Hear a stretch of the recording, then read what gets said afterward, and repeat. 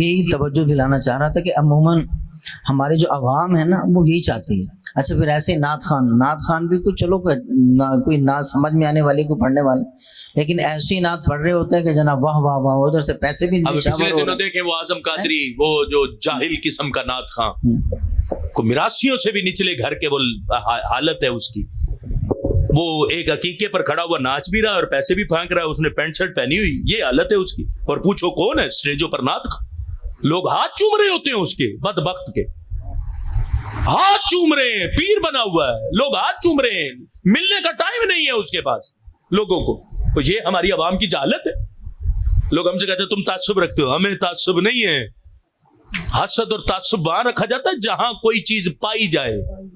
ہے کیا تمہارے پاس جس سے ہم حسد کریں، جس سے ہم تعصب رکھیں؟ تمہاری جہالت سے. جاہل تو تم ہو، ہوش تو تمہیں ہے کوئی نہیں کہ ہم نے شعر پڑھنا کون سا. میں نے کئی نعت خانوں کو کہا، میں نے کہا اعلیٰ حضرت کا کلام پڑھو، گلا خراب ہو گیا ہے.